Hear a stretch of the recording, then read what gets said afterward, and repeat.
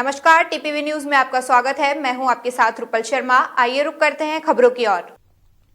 देश भर में हुए फिल्म पद्मावत को लेकर विवादित तथ्यों के विवाद के बाद एक बार फिर चित्तौड़गढ़ में इस विवाद ने तूल पकड़ ली है। 5 करोड़ की लागत खर्च कर 3D सिस्टम में बनाए गए लाइट एंड साउंड शो को लोकार्पण के बाद ही चित्तौड़गढ़ सांसद सीपी जोशी ने रुकवा दिया। वहीं इसे लेकर प्रदेश के सहकारिता मंत्री उदयलाल आंजना ने किसी प्रकार का विवाद नहीं होने की बात कहते हुए सांसद की भावना को ठेस लगने की बात कही है। आपको बता दें, ऐतिहासिक दुर्ग चित्तौड़गढ़ पर आने वाले पर्यटकों को बेहतर सुविधाएं मुहैया कराने और उनका ठहराव चित्तौड़गढ़ में हो, इसके लिए चित्तौड़गढ़ दुर्ग के कुंभा महल में लाइट एंड साउंड शो को नई 3D तकनीक के साथ जोड़कर 5 करोड़ की लागत खर्च कर नए रूप में रूपांतरित किया गया है। लेकिन इसके लोकार्पण कार्यक्रम में सांसद चंद्र प्रकाश जोशी ने कार्यक्रम में दिखाए जा रहे चित्तौड़ की महारानी पद्मिनी के संदर्भ में तथ्यों को लेकर आपत्ति जाहिर की है। रानी पद्मिनी को अलाउद्दीन खिलजी द्वारा शीशे में देखने की बात पर पूर्व में विवाद हुआ था। वहीं इसे एक बार फिर लाइट एंड साउंड शो में जोड़ दिया गया है। इसे लेकर सांसद जोशी ने विवादित तथ्यों को हटाने के बाद इसे चलाने की बात कही है। वहीं कार्यक्रम में शामिल हुए प्रदेश के सहकारिता मंत्री उदयलाल आंजना ने लाइट एंड साउंड शो की जमकर तारीफ की और सांसद जोशी द्वारा आपत्ति पर उन्होंने कहा कि ऐसा कोई विवाद नहीं है। इस मामले में न्यायालय अपना निर्णय दे चुका है। हमारे गौरवशाली इतिहास को कैसे हमारी आने वाली पीढ़ी उसको समझे और उसको चिरस्थायी बनाए रखे, इसके लिए हमारे स्मारकों के ऊपर ऐसे लाइट एंड साउंड शो का भारत सरकार ने बजट आवंटन किया है। मैंने जब ये स्क्रिप्ट बन रही थी तब ही टूरिज्म डिपार्टमेंट के अधिकारियों को स्पष्ट कहा कि रानी पद्मावती का हमने काजबी किले पे जो विवादित काज था उसको हटा दिया गया है, वहाँ नया शिलालेख लग गया है। तो आप स्क्रिप्ट में ध्यान रखिएगा कि कहीं ऐसा विवादित पॉइंट नहीं आए। लेकिन और 3 दिन पहले मैंने पूरी स्क्रिप्ट देखी, फिर भी वो था। मैंने स्पष्ट कहा कि इसको हटा दीजिएगा, तो उन्होंने कहा सर इसको रिमूव कर देंगे, क्योंकि स्क्रिप्ट बनाने का काम टूरिज्म डिपार्टमेंट का राजस्व RTDC का था। तो फिर भी इस प्रकार की एक बड़ी गलती करना, मुझे लगता है कि जानबूझ के इस प्रकार का दृश्य डाला गया। और जब तक ये दृश्य नहीं हटे, मैंने स्पष्ट कहा है अधिकारियों को कि ये दृश्य हटने के बाद ही ये लाइट एंड शो चालू हो। हम यहाँ अपना गौरवशाली इतिहास दिखाने के लिए बैठे हैं, न कि कोई मुगलों का पुराना इतिहास यहाँ की आने वाली पीढ़ी देखे और समझे। तो मैं स्थानीय माननीय जिलाधीश महोदय को भी मैंने कहा है कि आप इसको तुरंत प्रदेश में बात करके इसको जल्दी रिमूव कराएं। इस बात को लेकर तो उन्होंने देखा, मैंने भी देखा है स्रोतों पर, मुझे ऐसे कोई तथ्य दिखे नहीं, लेकिन उनको दिख गए होंगे तो वो उनकी भावना उनके साथ है। और इस विवाद को लेकर तो पूरा देश उद्वलित पहले हो चुका है, सब हाई कोर्ट सुप्रीम कोर्ट में सब जगह से फैसले हो चुके हैं। ऐसे कोई तथ्य मुझे तो दिखा नहीं, लेकिन उनको किसी बात की ठेस लगी होगी तो निसंदेह संवादकों को इस पर विचार करना चाहिए कि सांसद महोदय को ठेस नहीं लगी। सराना वासियों को अब अपनी बरसों पुरानी आस पूरी होती दिख रही है। आपको बता दें, पंचायत सराना से गांव शोकली तक सड़क की दूरी 1.5 किलोमीटर है। मुख्यमंत्री सड़क निर्माण नरेगा योजना के तहत आखिरकार सीसी सड़क का कार्य शुरू कर दिया गया। अब इस मार्ग पर कस्बे वासियों और वाहन चालकों को गहरे गड्ढे और क्षतिग्रस्त सड़क मार्ग से निजात मिलेगा। 435 मीटर लंबाई की सीसी सड़क के निर्माण के लिए नरेगा के तहत 10 लाख रुपए स्वीकृत किए गए। ये सड़क 8 इंच मोटी बनाई जा रही है। इस सीसी सड़क का शुभारंभ नरेगा के तहत हुआ है। अगले 2 दिन में सीसी सड़क का निर्माण पूरा कर दिया जाएगा। जिस नवजात कन्या को उसकी माता ने जन्म देने के साथ ठुकरा दिया था, उस बालिका को माता की गोद और पिता का दुलार मिल गया है। यह सुखद परिवर्तन बाल कल्याण समिति की पहल से संभव हो पाया है। इतने समय तक नवजात कन्या को बाल कल्याण की देखरेख में रखा गया था और उसे अवनी नाम दिया गया। समय बीतने के हालात में सुखद बदलाव आया और उसे जन्म देने वाले माता पिता ने विधिवत विवाह कर लिया है और इसके साथ अपनी पुत्री को अपनाने का फैसला किया। बाल कल्याण समिति के अध्यक्ष अमीन खान ने बताया कि सितंबर माह में जिला अस्पताल जवाहिर चिकित्सालय में इलाज के दौरान एक प्रसूता ने कन्या को जन्म दिया, जिसका लालन पालन करने में उसने असमर्थता जताई। इसके बाद बाल कल्याण समिति ने नवजात कन्या को कई महीनों तक अपनी देखरेख में शिशु गृह विशेषज्ञ दत्तक ग्रहण संस्था को रखने के आदेश जारी किए। शिशु कन्या के पूर्ण रूप से स्वस्थ होने पर उसे जन्म देने वाली माता ने आवेदन पत्र पेश कर अनुरोध किया कि वह अब वयस्क हो चुकी है और उसने बच्ची के पिता से विवाह कर लिया है। दोनों पति पत्नी कन्या शिशु को अपने संरक्षण में लेना चाहते हैं। पूरे प्रकरण और परिस्थितियों को ध्यानपूर्वक अवलोकन करने पर बाल कल्याण समिति ने शिशु अवनी को सर्वोत्तम हित को ध्यान में रखते हुए उसे उसके माता पिता को सौंप दिया है। 1/9/2021 को हॉस्पिटल में एक बच्ची ने जन्म लिया, जो कि प्लान शुदा बच्ची, जो हमारे पास पहले बाल कल्याण समिति ने ही उसका निस्तारण किया था। उसका फोन आया कि भाई उनके पेट में दर्द है, तो एक बच्ची ने जन्म लिया। चूंकि वो खुद माइनर थी, इसलिए उसने बाल कल्याण समिति को ये बच्ची सौंप दी कि वो उनका भरण पोषण नहीं कर सकती। तो बाल कल्याण समिति ने इसको अपने पास लेकर के और उसकी उचित देखरेख की।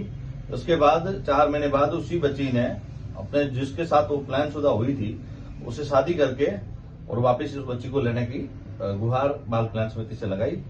तो बाल कल्याण समिति ने जेनरिक माता पिता होने के नाते उनके सारे डॉक्यूमेंट्स लेकर के और विवाह पंजीकरण लेकर के और वो बच्ची को उसके माता पिता को सौंपा। और बाल कल्याण समिति इस संबंध में बच्चों के लिए बहुत ही अच्छा काम कर रही है। तो इस संबंध में मैं लोगों को कहना चाहूंगा कि जो भी ऐसा कुछ केस है उसके बारे में बाल कल्याण समिति 1098 को सूचित जरूर करें। टोंक जिले के देवली उपखंड के विभिन्न थाना क्षेत्रों के गांव में विद्युत ट्रांसफार्मर से कॉपर और ऑयल चोरी करने वाले गिरोह लगातार सक्रिय है।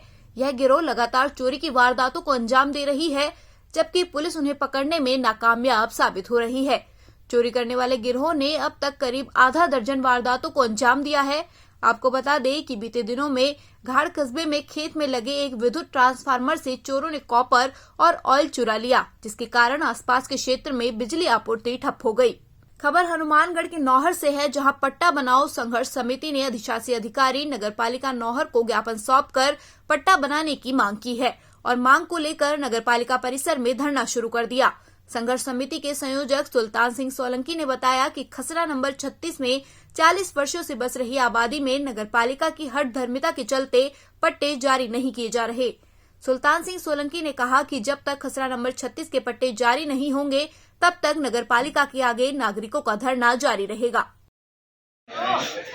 हमने 20 दिसंबर को इनको अल्टीमेटम दिया था कि हमारी जो जायज मांग है, जो हमारा खसरा नंबर 36 है, इसमें 2008 में नगरपालिका द्वारा 90 की कार्रवाई कर दी गई थी। ये नगरपालिका की जमीन वो चढ़ चुकी है, परंतु नगरपालिका की हठधर्मिता और राज्य सरकार की छूट के बावजूद 69A की जादुई धारा अशोक गहलोत ने जारी की है, उसके निर्देश के अनुसार भी आज पट्टे जारी नहीं हो रहे। हम इससे पहले कई बार 100 आदमियों की संख्या में प्रतिनिधि मंडल है, हम नगर पालिका में आगे SDM साहब के पास भी पेश हुए थे, कलेक्टर साहब के पास भी पेश हुए थे। कलेक्टर साहब ने हमें शीघ्र ही समस्या का समाधान करने के लिए बोला था।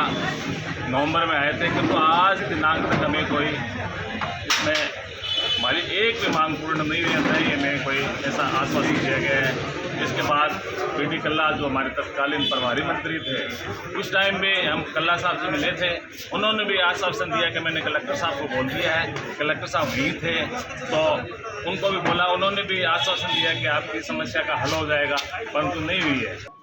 देखिए, राज्य सरकार द्वारा प्रशासन सेवा प्रसंग अभियान 2021 के तहत विभिन्न स्थिरताओं के बावजूद पालिका द्वारा पट्टे दिए जा रहे हैं, इसमें कोई लापरवाही नहीं है।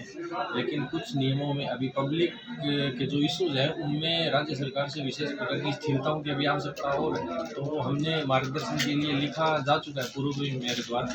पुनः हम दोबारा राज्य सरकार को इस संबंध में अवगत कराएंगे, क्योंकि देखिए पुरानी कॉलोनियाँ हैं, अभी 17/6/99 से पूर्व की कॉलोनी है, उनमें 70-30 का रेशो चाहिए और पश्चात की कॉलोनियों में 60-40 का रेशो चाहिए। तो कुछ टेक्निकल इश्यूज की वजह से लेआउट प्लान पुरानी आबादियों में पास नहीं हो पा रहे।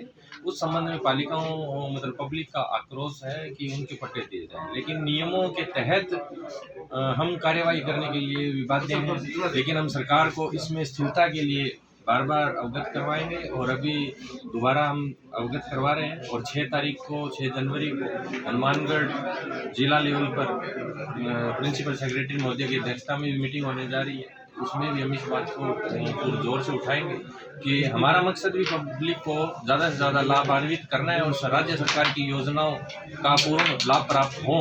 हमारी भी इसी मंशा है और इसी मंशा के साथ हम कार्य कर रहे हैं। भीलवाड़ा शहर के कावाखेड़ा क्षेत्र में एक ही दिन में 2 बार फायरिंग करने वाला हिस्ट्री शीटर अपने साथियों सहित पुलिस के हत्थे चढ़ गया है। कोतवाली थाना अधिकारी दुर्गा प्रसाद दाधीच ने बताया कि 24 दिसंबर की रात को हिस्ट्री शीटर और उसके साथियों ने एक व्यक्ति को पेट में गोली मारकर गंभीर घायल कर दिया था। मामले में पुलिस ने बयान दर्ज कर अनुसंधान शुरू कर दिया। कोतवाली पुलिस आरोपियों से हमले में काम में लिए गए हथियार के बारे में पूछताछ कर रही है। कांवाखेड़ा कच्ची बस्ती में एक घटना हुई थी जिसमें सिकंदर नाम के लड़के ने एक बुरा नाम के लड़के को गोली मार दी थी, जिसके पेट पे लगी थी। उसमें प्रकरण दर्ज करके और सिकंदर झगड़े में जो सिकंदर, उसका भाई अकरम और उसका साथी, इनको गिरफ्तार किया है। सर हथियारों की बरामद हुई है क्या? हथियार बरामद आज गिरफ्तारी हुई है और पूछताछ जारी है। अनुसंधान करके हथियार, इनके पास जो भी हथियार है बरामद कर रहे हैं। दोनों का सर आपराधिक रिकॉर्ड भी है? आपराधिक रिकॉर्ड है। इसके सिकंदर उर्फ लॉटरी, इसके 7 प्रकरण हैं, इसके भाई के भी प्रकरण हैं। आदतन है ये और संगीन वारदातों में पहले भी शामिल रहा है। सर किस विवाद को लेकर फायरिंग की गई थी सर? इस घटना में तो सामान्य सी बात थी, कोई मोबाइल गिरवी रखने की बात थी और मोबाइल वापस छुड़ाने की बात पे इन दोनों के झगड़ा हो गया और इसने तेज में आकर के शराब के नशे में गोली मार दी। खबर हनुमानगढ़ से है, जहां ग्राम पंचायत में होने वाले कार्यों में सरपंच की जगह उसके पुत्र पर हस्तक्षेप करने और सरपंच के फर्जी हस्ताक्षर करने का आरोप लगाते हुए ग्राम पंचायत के 2 केएनजे के ग्रामीणों और वार्ड पंचों ने जिला कलेक्टर को ज्ञापन सौंपा और जांच करवाने की मांग की। जानकारी के अनुसार ग्राम पंचायत 2 केएनजे के ग्रामीणों और वार्ड पंचों ने बताया कि उनकी ग्राम पंचायत को बने हुए 2 साल होने को है, परंतु सरपंच के स्थान पर उनका बेटा रतन हस्ताक्षर करता है। स्वयं सरपंच ग्राम पंचायत में नहीं आती। अब तक ग्राम पंचायत में मनरेगा सहित अन्य योजनाओं के तहत जो भी निर्माण कार्य हुए हैं, उनके संबंध में भेजे जाने वाले पत्रों पर सरपंच का पुत्र सरपंच के फर्जी हस्ताक्षर करता है। ग्राम पंचायत की बैठक भी 2-3 माह से नहीं हो रही है और न ही किसी कार्य के संबंध में वार्ड पंचों को जानकारी दी जाती है। हम सर जो ग्राम पंचायत 2 केंद्र है, उसमें जो सरपंच का बेटा है वो हमारी किसी भी वार्ड पंच की नहीं सुनते और जो नरेगा के कार्य चल रहे हैं उसमें कई जगह धांधली हो रही है, गैर हाजिरी लग रही है, कोई घर पे बैठे हैं तो हमारी कोई जाता है, जैसे वार्ड पंच है उसका पति है या कोई भी जाता है उनके साथ झगड़ा करते हैं और हमारी कोई सुनवाई नहीं होती। किसी भी कार्य के लिए कोई जाता है तो सुनवाई नहीं करती। जैसे नरेगा में फर्जीवाड़ा है और सरपंच के बेटे के या अन्य व्यक्तियों के हस्ताक्षर है, कोई कार्य में करता है तो ये फर्जी हस्ताक्षर चलते हैं। सरपंच है जो जीवनी देवी, वो सरपंच मतलब कि पंचायत घर में नहीं बैठती है और अन्य व्यक्ति वहाँ पर घूमते रहते हैं और वही बैठते हैं और कोई बोलता है तो उसके साथ हाथोपाई करते हैं। तो हमारी तो यही मांग है कि जो भी है उचित कार्रवाई है वो कार्रवाई करके और अच्छे से देख के जो भी फैसला है वो अधिकारी लोग करें और कलेक्टर साहब से भी यही बेनती करते हैं कि हमारी सुनवाई हो और जो धांधली हो रही है उस धांधली के खिलाफ हम चाहते हैं और कोई अन्य हमारा मसला नहीं है, ना हमारा कोई व्यक्तिगत मसला है, हम जनता के साथ खड़े होना चाहते हैं। और खबर हनुमानगढ़ से है, जहां जिला कलेक्टर के निर्देशन में प्रशासन गांव के संग अभियान के फॉलो अप शिविर आयोजित करने को लेकर कलेक्ट्रेट सभागार में विभिन्न विभागों की समीक्षा बैठक का आयोजन किया गया।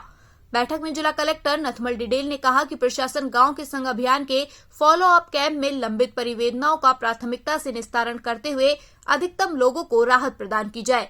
साथ ही कैंप में अगर कोई नए आवेदन परिवेदनाएं आती है तो उनका भी उसी दिन निस्तारण किया जा सके।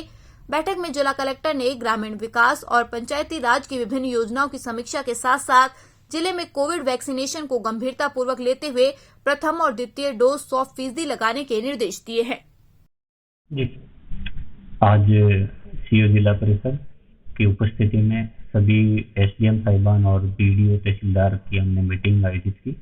आज की बैठक का मुख्य उद्देश्य था कि जो माननीय मुख्यमंत्री जी के निर्देश पर प्रशासन गांवों के संग अभियान संचालित हुए थे, उनके फॉलो अप कैंप सरकार के दिशा निर्देशानुसार बहुत अच्छे तरीके से करवाने हैं और उनमें जो अब तक की अभी भी पेंडिंग ग्रीवेंसेज है, लोगों के आवेदन है, उनका हम निस्तारण प्राथमिकता से करेंगे। नए आवेदन भी प्राप्त होते हैं तो उनका निस्तारण भी उसी दिन संपन्न करवाएंगे।